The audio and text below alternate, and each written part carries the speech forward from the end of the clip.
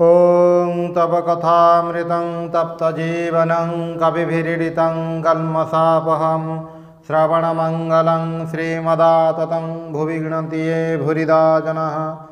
श्री श्री रामकृष्ण कथामृत प्रसंग पंचम खंड पृष्ठ 157।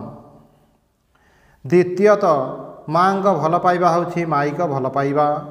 माँ देहरु संतानर जन्म, एथिपाई माँकर मने हुए संतान सहित तांकर देह और मन एक।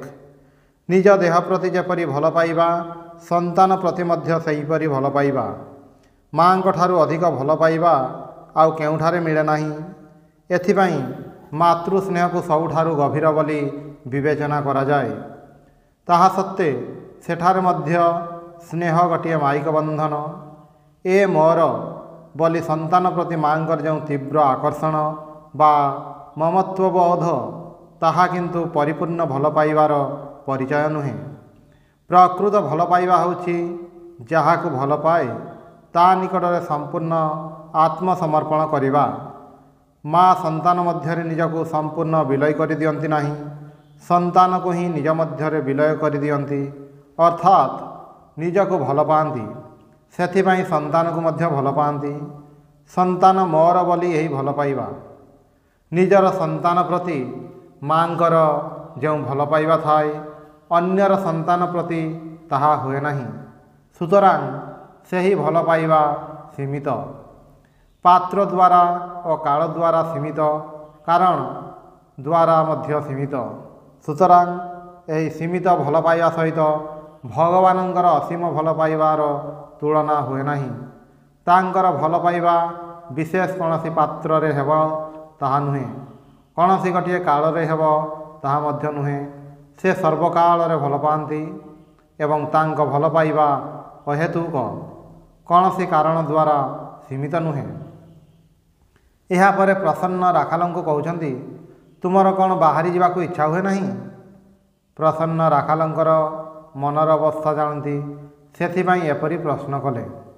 ରାଖାଲ କହୁଛନ୍ତି, ମନରେ ଇଚ୍ଛା ହୁଏ ଯେ ନର୍ମଦା ତୀରରେ ଯାଇ କିଛି ଦିନ ରହେ। ଥରେ ଥରେ ଭାବେ ସେସବୁ ଜାଗାରେ କୌଣସି ଉଦ୍ୟାନରେ ଯାଇ ରହିବି ଏବଂ କିଛି ସାଧନା କରିବି। ସେ ସମୟରେ ଗୃହସ୍ଥମାନେ ଅନେକ ତୀର୍ଥସ୍ଥାନରେ ଉଦ୍ୟାନ ଗୃହ କରି ରଖୁଥିଲେ। उद्देश्य थिला जेतेबेले सुविधा पाइबे सेतेबेले सेठाकु जाई साधन भजन करिवे, किंतु सेमानक पक्षरे सेठाकु जाई बेसी दिन रहिबा संभव हेउनथिला। फलरे उद्यान गृह खाली रहुथिला। सेठारे छोट छोट घर थिला। साधु बा अन्य केही खाली उद्यान गृह देखि रहिबा पई इच्छा कले तांको रहिबाकु दिया होउथिला। काशीरे पूर्वे एहीपरि अनेक उद्यान गृह थिला, सेठारे साधु माने रहुथिले। राखाल जो उद्यान रहिबा कथा कहउछंती ताहा एहीपरि जागा विषय रे कहउछंती। एहा परे बैठक घरे तारक और प्रसन्नक मध्य कथबार्ता होछि। प्रसन्न कहउछंती, ना ज्ञान हैला ना प्रेम हैला, कौन नहीं रहिबी? तारक कहउछंती, ज्ञान हेबा अवश्य कठिन, किंतु प्रेम हैला नहीं काहे किपरि? अर्थात जी श्री रामकृष्ण को दर्शन करिछि ताहार प्रेम हेब नाही, यह कौन संभव? तारकंकर यही प्रकार उक्ति थिला। तारक अर्थात स्वामी शिवानंद संगरे जो माने मिसिबार सुजोग पाइछंती सेमाने जानती जे मनुष्य भगवान को पई सबु किछि त्याग करि पारे नाही। यह से भाभी पारु नथिले। से मने करथिले यह कौन संभव? ता छटा प्रत्येक को पूर्ण ज्ञान हो, पूर्ण भक्ति हो बोली जेपरि आशीर्वाद करथिले ताहा द्वारा बुझा जाउथिला जे तांक मध्यरे कपटता नथिला। से सांत्वना वाक्य कहु नथिले। से जानिथिले प्रत्येक पक्षरे ही पूर्ण ज्ञान पूर्ण भक्ति लाभ करिबा संभव। आशीर्वाद करिबा समय से कहउथिले हेब नाही पुणी कौन? आम मानक भली मात्रा रखी कहु नथिले। सेथिपाई एठारे कहउछंती ठाकुरंको देखिबा सत्त्वे भक्ति हेला नाही। से यह बुझी पार नथिले जे प्रेम भक्तिर उत्स स्वरूप जो श्री रामकृष्ण तांको जे दर्शन करिछि ताहार पुणी भक्ति किपरि हेब नाही। से कहउछंती ज्ञान हेबा अवश्य कठिन। ठाकुरे मध्य ज्ञानर कथा सर्वदा खलाखली भाव में कहु नथिले, अनेक संकोच करी कहउथिले। लोकंकु जेतेबेले सेतेबेले कहउथिले ହଁ, ଭକ୍ତି ହିଁ ଭଲ, ଜ୍ଞାନ କଠିନ ପଥ। ପ୍ରସନ୍ନ କହୁଛନ୍ତି, କାନ୍ଦି ପାରିଲି ନାହିଁ, ତେବେ ପ୍ରେମ କିପରି ହେବ? ତାରକଙ୍କ ଉତ୍ତରଟି ଲକ୍ଷଣୀୟ। ସେ କହୁଛନ୍ତି, କାହିଁକି? ପରମହଂସ ମହାଶୟଙ୍କୁ ତ ଦେଖିଛ, ତାଙ୍କୁ ଦେଖିଛ, ଅତଏବ ତାହା ବୃଥା କିପରି ହେବ? ଜ୍ୱଳନ୍ତ ଜ୍ଞାନ ପ୍ରେମର ଜୀବନ୍ତ ମୂର୍ତ୍ତିକୁ ଯିଏ ଦେଖିଛି, ତାର ଜ୍ଞାନ ପ୍ରେମ ଲାଭ କରିବା ଖୁବ୍ କଠିନ ହେବ, ଏ କଥା ସେ କଳ୍ପନା ମଧ୍ୟ କରିପାରିନଥିଲେ। ତାପରେ କହୁଛନ୍ତି, ହଁ, ଜ୍ଞାନ ବି କାହିଁକି ହେବ ନାହିଁ? ପୂର୍ବରୁ କହିଥିଲେ ଜ୍ଞାନ ହେବା ଅବଶ୍ୟ କଠିନ। ଏଠାରେ ପୁଣି ନିଜକୁ ସଂଶୋଧନ କରି କହୁଛନ୍ତି, କଠିନ ହୋଇପାରେ, କିନ୍ତୁ ହେବ ନାହିଁ କାହିଁକି? ସେତେବେଳେ ପ୍ରସନ୍ନ କହୁଛନ୍ତି, କେଉଁ ଜ୍ଞାନ ହେବ? ଜ୍ଞାନ ମାନେ ତ ଜାଣିବା। କ'ଣ ଜାଣିବି? ଭଗବାନ ଅଛନ୍ତି କି ନାହିଁ ତାହାର ହିଁ ଠିକ୍ ନାହିଁ। ଭଗବାନ ଅଛନ୍ତି କି ନାହିଁ, ଏହି ପ୍ରଶ୍ନ ସମସ୍ତଙ୍କର ହିଁ ମନରେ ଉଠେ। ଯିଏ ଏତେ ବଡ଼ ଭକ୍ତ, ଯାହାଙ୍କ ମନରେ ଏପରି ତୀବ୍ର ବୈରାଗ୍ୟ, ଯାହାଙ୍କର ଏତେ ପ୍ରେମ, ଯାହାଙ୍କ ମନ ପ୍ରେମ ହେଲା ନାହିଁ ବୋଲି କାନ୍ଦୁଛି, ସେହି ମଣିଷର ମନରେ ମଧ୍ୟ ଏପରି ପ୍ରଶ୍ନ ଉଠୁଛି ଯେ ଭଗବାନ ଅଛନ୍ତି କି ନାହିଁ ତାହାର ଠିକ୍ ନାହିଁ। ମନୁଷ୍ୟର, ବିଶେଷ କରି ଭକ୍ତମାନଙ୍କର ସାଧନ ମାର୍ଗରେ ଆଗେଇ ଯାଉ ଯାଉ ମନର ଏହିପରି ଦଳାୟମାନ ଅବସ୍ଥା ପ୍ରାୟ ହୁଏ। ଏହା ଭିତର ଦେଇ ସମସ୍ତଙ୍କୁ ଯିବାକୁ ହୁଏ। ଭଗବାନ ଅଛନ୍ତି ବୋଲି ମନରେ ଦୃଢ଼ ଧାରଣା ସହଜରେ ହୁଏ ନାହିଁ। ମନରେ ସଂଶୟ ଆସେ, ସତରେ କ'ଣ ଈଶ୍ୱର ଅଛନ୍ତି, ନା ଆମେମାନେ କୌଣସି ପ୍ରହେଳିକା ପଛରେ ଦୌଡ଼ୁଛୁ? ଅନେକ ସମୟରେ ସାଧାରଣ ଲୋକ ମଧ୍ୟ ଏହି କଥା କୁହନ୍ତି। କିନ୍ତୁ ଯେଉଁମାନେ ସାଧକ, ଯେଉଁମାନେ ତୀବ୍ର ଭକ୍ତି ବା ଜ୍ଞାନ ଭିତର ଦେଇ ଯାଉଛନ୍ତି, ସେମାନଙ୍କ କଥା ଭିନ୍ନ। ସେମାନେ ଯେତେବେଳେ କହୁଛନ୍ତି ଭଗବାନ ଅଛନ୍ତି କି ନାହିଁ ତାହାର ଠିକ୍ ନାହିଁ, ସେତେବେଳେ ତାହାର ଅର୍ଥ ବୁଝିବାକୁ ହେବ ଯେ ଭଗବତ ଅନୁଭୂତି ପାଇଁ ତାଙ୍କ ମନରେ ତୀବ୍ର ବ୍ୟାକୁଳତା। କେବଳ ଭଗବାନ ଅଛନ୍ତି ଶୁଣି ତାଙ୍କ ମନ ନିଶ୍ଚିତ ହୋଇ ରହିବାକୁ ଚାହେଁ ନାହିଁ। ସେମାନଙ୍କ କଥା ହେଉଛି, ଯଦି ଅଛନ୍ତି ତାହେଲେ ତାଙ୍କୁ କାହିଁକି ଦେଖିପାରୁନାହୁଁ? ରାମପ୍ରସାଦ କହୁଛନ୍ତି, ମା ବୋଲି ଡାକେ ନାଁରେ ଭାଇ, ଥିଲେ ଆସି ଦେଖା ଦିଅନ୍ତା ସର୍ବନାଶୀ ବଞ୍ଚି ନାହିଁ। ମାଙ୍କ ଉପରେ ଅତ୍ୟନ୍ତ ଅଭିମାନ କରି ସନ୍ତାନ କହୁଛନ୍ତି, ମୁଁ ଏତେ କାନ୍ଦୁଛି, ତୁମେ ଥିଲେ ନିଶ୍ଚୟ ଦେଖା ଦିଅନ୍ତ, ସୁତରାଂ ତୁମେ ନାହଁ। ଏହା ଅଭିମାନର କଥା, ଅବିଶ୍ୱାସର କଥା ନୁହେଁ। ତାରକ କହୁଛନ୍ତି, ହଁ, ତାହା ଠିକ୍। ଜ୍ଞାନୀଙ୍କ ମତରେ ଈଶ୍ୱର ନାହାନ୍ତି। ଜ୍ଞାନୀଙ୍କ ମତରେ ଈଶ୍ୱର ନାହାନ୍ତି ଏବଂ ବୌଦ୍ଧ ମତରେ ମଧ୍ୟ ଈଶ୍ୱର ନାହାନ୍ତି। କିନ୍ତୁ ଦୁଇଟି ଯାକ ସିଦ୍ଧାନ୍ତ ଏକା କଥା ନୁହେଁ। ବୁଦ୍ଧଦେବଙ୍କୁ ଜଣେ ପଚାରିଥିଲେ, ଭଗବାନ କ'ଣ ଅଛନ୍ତି? ବୁଦ୍ଧଦେବ କହିଥିଲେ, ମୁଁ କ'ଣ କହିଛି ସେ ଅଛନ୍ତି? ସେତେବେଳେ ପ୍ରଶ୍ନକର୍ତ୍ତା ପଚାରିଲେ, ତାହେଲେ କ'ଣ ଭଗବାନ ନାହାନ୍ତି? ବୁଦ୍ଧଦେବ କହିଲେ, ମୁଁ କ'ଣ କହିଛି ସେ ନାହାନ୍ତି? ଏହାର ଭାବ ହେଉଛି ଯେ ଭଗବାନ ଅଛନ୍ତି କି ନାହାନ୍ତି ସେ ବିଷୟରେ ସେ କିଛି କହୁନାହାନ୍ତି ଏବଂ ନ କହିବାର କାରଣ ହେଉଛି ଯେ ଭଗବାନ ଅଛନ୍ତି କହିଲେ ବା ଆମମାନଙ୍କର କ'ଣ ଲାଭ ହେବ ଏବଂ ନାହିଁ କହିଲେ ବା କ'ଣ କ୍ଷତି ହେବ। ସାଧାରଣ ମଣିଷ ନିକଟରେ ଭଗବାନ କେବଳ କଥାର କଥା। ଏହି କଥାର କଥା ରୂପକ ଯେଉଁ ଭଗବାନ, ସେ ଭଗବାନଙ୍କର ରହିବା କିମ୍ବା ନ ରହିବା ଏବଂ ତାହା ନେଇ ଘୋର ତର୍କ କରିବା ନିରର୍ଥକ। ତର୍କ କରିବା ମାନେ ମନରେ ସେପରି କୌଣସି ଜିଜ୍ଞାସା ଯେ ଅଛି ତାହା ନୁହେଁ, କେବଳ ମାତ୍ର ବୁଦ୍ଧିର ଗୋଟିଏ କସରତ। ଯେଉଁମାନେ ତର୍କ କୁଶଳ, ସେମାନେ କେହି ବୁଦ୍ଧି କରି ଭଗବାନ ଅଛନ୍ତି ତାହାର ଅକାଟ୍ୟ ପ୍ରମାଣ ଦେଖାଇବେ ଏବଂ ତାହାର ବିପରୀତ କ୍ରମେ କେହି ଦେଖାଇବେ ଯେ ଭଗବାନଙ୍କର ନ ରହିବା ହିଁ ଯୁକ୍ତିସିଦ୍ଧ। ସାଧାରଣ ମଣିଷ ଏହାଦ୍ୱାରା ବିଭ୍ରାନ୍ତ ହୁଏ। ଜ୍ଞାନୀଙ୍କର ଭ୍ରାନ୍ତି ମଧ୍ୟ ଏପରି ତର୍କ ଦ୍ୱାରା ଦୂର ହୁଏ ନାହିଁ। ଫଳରେ କେବଳ ତର୍କ ଦ୍ୱାରା ଜ୍ଞାନ ଅଥବା ଈଶ୍ୱରଙ୍କ ସମ୍ବନ୍ଧରେ ସ୍ଥିର ସିଦ୍ଧାନ୍ତ ସମ୍ଭବ ନୁହେଁ। ତାହେଲେ ତର୍କ ସହିତ ଆଉ କ'ଣ ଦରକାର? ଠାକୁରେ ସେହି କଥା କହିଛନ୍ତି, ତର୍କ ସହିତ ତ୍ୟାଗ ବୈରାଗ୍ୟ ଦରକାର। ଯଦି ବିଷୟରେ ଆକର୍ଷଣ ଥାଏ, ତାହେଲେ ତର୍କ ସାହାଯ୍ୟରେ ଯେତେ କୁହ ଜଗତ ମିଥ୍ୟା, ଈଶ୍ୱର ସତ୍ୟ, କିନ୍ତୁ ଆଚରଣ ଦ୍ୱାରା ହିଁ ପ୍ରମାଣିତ ହୁଏ ଯେ ଆମେମାନେ ଈଶ୍ୱରଙ୍କୁ ଅସତ୍ୟ କରି ଜଗତକୁ ହିଁ ସତ୍ୟର ସ୍ଥାନ ଦେଉଛୁ। ସୁତରାଂ ଏପରି ତର୍କ ଦ୍ୱାରା କୌଣସି ସିଦ୍ଧାନ୍ତରେ ପହଞ୍ଚି ହୁଏ ନାହିଁ। ମନରେ ଯେତେବେଳେ ଯେଉଁପରି ଅବସ୍ଥା ହେବ ସିଦ୍ଧାନ୍ତ ସେହି ଅନୁସାରେ ହେବ।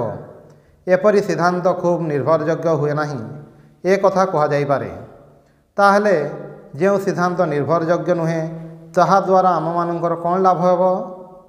ସେଥିପାଇଁ ବୁଦ୍ଧଦେବ କହୁଥିଲେ ଆମମାନଙ୍କର ଦୁଃଖର ନିବୃତ୍ତି କରିବାକୁ ହେବ। ସେହି ନିବୃତ୍ତିର କ'ଣ ଉପାୟ ତାହା ମଧ୍ୟ ସେ କହିଛନ୍ତି। କାମନା ତ୍ୟାଗ କଲେ ହିଁ ଦୁଃଖର ନିବୃତ୍ତି ହେବ। ଏହା ତ ସିଧା କଥା। ବର୍ତ୍ତମାନ କାମନା କିପରି ତ୍ୟାଗ କରିବୁ? ନା କାମନା ଯେ ଦୁଃଖର ମୂଳ ତାହା ଜାଣି ତ୍ୟାଗ କରିବୁ। ମନ ଯଦି ଭଲ କରି ବୁଝିନିଏ ଯେ କାମନା ହିଁ ସକଳ ଦୁଃଖର କାରଣ, ତାହେଲେ କାମନାକୁ ପ୍ରଶ୍ରୟ କାହିଁକି ଦିଏ? ପ୍ରଶ୍ରୟ ଦିଏ ତାହାର କାରଣ ଏହି ବିଷୟରେ ସେ ଖୁବ୍ ସଚେତନ ନୁହେଁ। ଆନ୍ତରିକ ଭାବରେ ସେ ଜିନିଷଟି ବୁଝିବା ପାଇଁ ଚେଷ୍ଟା କରୁନାହିଁ। ତର୍କ ବିଚାର କରି ନିଜକୁ ପଣ୍ଡିତ ବୋଲି ପ୍ରମାଣିତ କରିବାକୁ ଚେଷ୍ଟା କରୁଛି। ଏହିପରି ବିଚାରର କୌଣସି ଅର୍ଥ ନାହିଁ। ଗୀତାରେ କହୁଛନ୍ତି ବାଦଃ ପ୍ରବଦତାମ୍ ଅହମ୍। ଯେଉଁମାନେ ତର୍କ କରନ୍ତି ସେମାନଙ୍କ ଭିତରେ ମୁଁ ବାଦ ରୂପରେ ଅଛି। ବାଦ ମାନେ ଶୁଦ୍ଧ ବିଚାର, ଯାହା ମନୁଷ୍ୟକୁ ତତ୍ତ୍ୱଜ୍ଞାନରେ ପହଞ୍ଚାଇ ଦିଏ। କିନ୍ତୁ ତତ୍ତ୍ୱକୁ ଲାଭ କରିବାକୁ ହେଲେ ମନକୁ ରାଗ ଦେଶରୁ ସମ୍ପୂର୍ଣ୍ଣ ମୁକ୍ତ କରିବାକୁ ହେବ। ରାଗ ହେଉଛି କୌଣସି ବସ୍ତୁ ପ୍ରତି ମନର ଆକର୍ଷଣ ଏବଂ ଦ୍ୱେଷ ହେଉଛି କୌଣସି ବସ୍ତୁ ପ୍ରତି ମନର ବିକର୍ଷଣ। ଏହି ଅନୁରାଗ ଓ ବିରାଗ ଯୁକ୍ତ ଯେଉଁ ମନ, ସେହି ମନ କେବେ ହେଲେ ଶୁଦ୍ଧ ସିଦ୍ଧାନ୍ତରେ ପହଞ୍ଚି ପାରିବ ନାହିଁ। ଯେଉଁ ସିଦ୍ଧାନ୍ତ ପ୍ରତି ତାହାର ଆଗ୍ରହ ଅଛି ସେ ଯୁକ୍ତିତର୍କ ଦ୍ୱାରା ତାହା ହିଁ ପ୍ରତିଷ୍ଠିତ କରିବ। ଫଳରେ ତାହା ତତ୍ତ୍ୱର ସ୍ୱରୂପ ନିର୍ଣ୍ଣୟ କରିବା ପାଇଁ ଅନୁକୂଳ ନୁହେଁ। ଅତଏବ ସବୁ ପ୍ରକାର ତର୍କ ବିଚାର ଦ୍ୱାରା ଜ୍ଞାନ ଲାଭ ହୁଏ ନାହିଁ। ତର୍କ ଏପରି ହେବ ଯେ ଅନ୍ୟ କୌଣସି ବିଚାର ଆଉ ଆସିବ ନାହିଁ। ଅନ୍ୟ କୌଣସି ଦିଗରେ ମନର ପ୍ରବଣତା ରହିବ ନାହିଁ। କେବଳ ତତ୍ତ୍ୱଟିକୁ ସତ୍ୟଟିକୁ ଜାଣିବାକୁ ଚାହିଁବ। ରାଗ ଦ୍ୱେଷ ମନୁଷ୍ୟକୁ ସତ୍ୟଠାରୁ ଦୂରକୁ ହଟାଇ ଦିଏ। ଏହି ଦୃଷ୍ଟିରେ ଦେଖି ବୁଦ୍ଧଦେବ କହିଛନ୍ତି ଯେ ଈଶ୍ୱର ଅଛନ୍ତି କି ନାହିଁ ତାହା ସେ କହିବାକୁ ଚାହାନ୍ତି ନାହିଁ। ଏସବୁ କେବଳ ନିଜର ପାଣ୍ଡିତ୍ୟ ପ୍ରମାଣ କରିବାର ଚେଷ୍ଟା। ଏଥିରେ ଲାଭ ହୁଏ ନାହିଁ। ଦୁଃଖର ନିବୃତ୍ତି ଚାହିଁଲେ ପ୍ରଥମେ ବିଚାର କରିବାକୁ ହେବ କିପରି ସେହି ଦୁଃଖର ନିବୃତ୍ତି ହେବ। ବିଚାରର ପ୍ରଥମ ବସ୍ତୁ ହେଉଛି ଦୁଃଖ ଅଛି, ଜଗତ ଦୁଃଖମୟ, ଏହା ଅନୁଭବ କରିବା। ଅନୁଭବ କଲେ ସମସ୍ତ ଜଗତ ପ୍ରତି ବୈରାଗ୍ୟ ଆସେ। ସୁଖ ଦୁଃଖ ସମ୍ପଦ ବିପଦ ସବୁକିଛି ପ୍ରତି ବୈରାଗ୍ୟବାନ ହେବାକୁ ପଡ଼ିବ। ବିଚାର କରୁ କରୁ ମନର ଏପରି ଅବସ୍ଥା ଆସିବ ଯେତେବେଳେ କୌଣସି ଗୋଟିଏ ଦିଗରେ ପ୍ରବଣତା ରହିବ ନାହିଁ, ବିଚାରକୁ ବିଭ୍ରାନ୍ତ କରିପାରିବ ନାହିଁ। ତାପରେ ସେହି ଅନୁଭୂତି ହେବ, ସିଦ୍ଧାନ୍ତ ହେବ ଯେ ସବୁକିଛି ଦୁଃଖମୟ। ଏହାଦ୍ୱାରା ବୁଝାଯାଉଛି ଯେ ଜଗତଟା ଯେ ଦୁଃଖମୟ, ଏହି ଧାରଣା ମନୁଷ୍ୟର ସହଜରେ ହୁଏ ନାହିଁ। ଏହି ଧାରଣା ହେଲେ ତା ମନରେ ସାଧନା ପାଇଁ ତୀବ୍ର ଆକାଂକ୍ଷା ଜାଗେ। ବୁଦ୍ଧଦେବ ଗୋଟିଏ ଜାଗାରେ କହିଛନ୍ତି, ଦେଖୁନାହଁ ସମସ୍ତ ଜଗତଟା ଜଳୁଛି, ତୁମେ ଭାବୁଛ ଯେ ଏହି ଦାବାନଳରୁ ତୁମେ ପରିତ୍ରାଣ ପାଇଯିବ।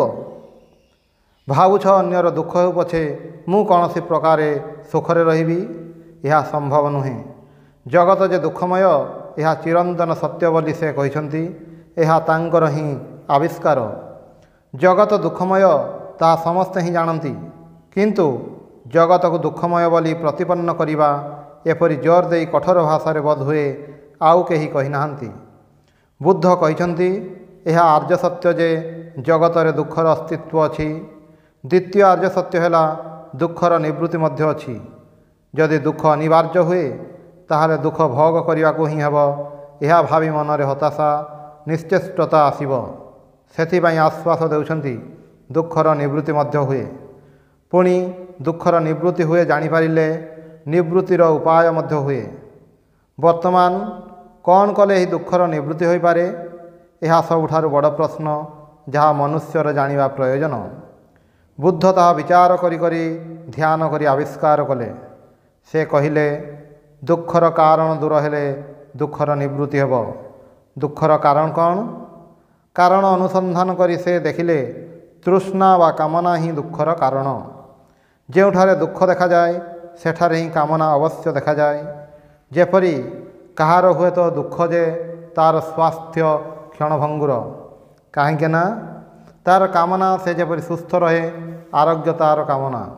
ଏହି କାମନା ଥିବାରୁ ତାହାର ରୋଗ ପାଇଁ ଦୁଃଖ ହେଉଛି। ଏହା ନଥିଲେ ରୋଗର କଷ୍ଟ ହେବ ନାହିଁ। ପୁଣି କଷ୍ଟ ହେଲେ ମଧ୍ୟ ତାହାର ଯଦି ସୁସ୍ୱାସ୍ଥ୍ୟ ଭୋଗ କରିବାର କାମନା ନଥାଏ, ତାହେଲେ ମନରେ ଦୁଃଖ ଆସିବ ନାହିଁ।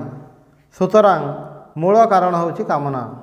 ଏହି କାମନା ତ୍ୟାଗ ଦୁଃଖ ନିବୃତ୍ତିର ଉପାୟ ଅବଶ୍ୟ, କିନ୍ତୁ କାମନାର ନିବୃତ୍ତି କିପରି ହେବ?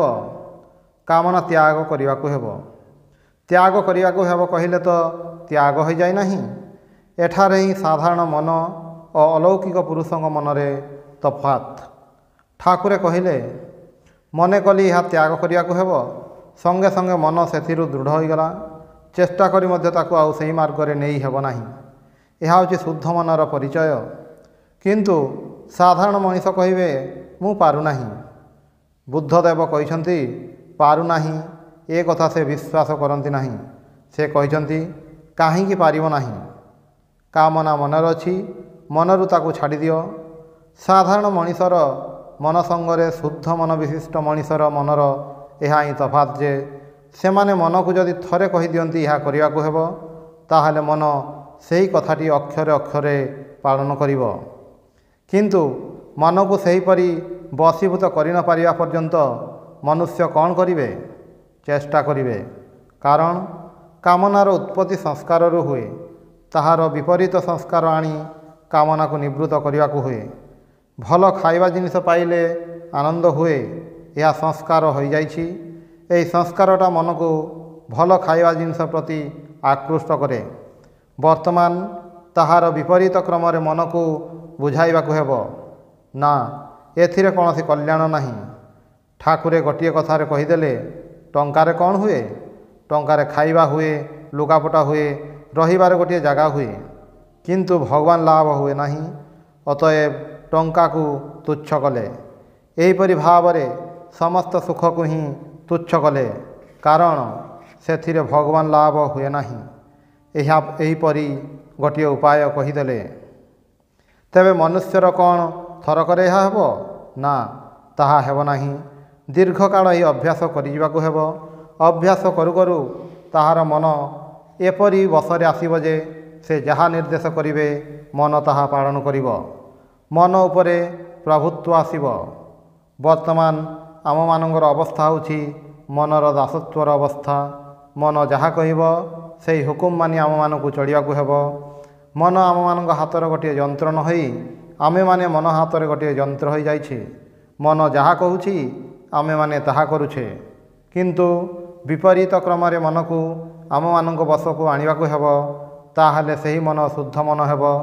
ସେତେବେଳେ ସେହି ଶୁଦ୍ଧ ମନରେ ଈଶ୍ୱର ସାକ୍ଷାତକାର ସମ୍ଭବ ହେବ। ଓଂ ନିରଞ୍ଜନମ୍ ନିତ୍ୟମନନ୍ତରୂପମ୍ ଭକ୍ତାନୁକମ୍ପାଧୃତବିଗ୍ରହଂ ବୈ ଈଶାବତାରಂ ପରମେଶମୀଡ୍ୟଂ ତ୍ୱଂ ରାମକୃଷ୍ଣଂ ଶିରସା ନମାମି।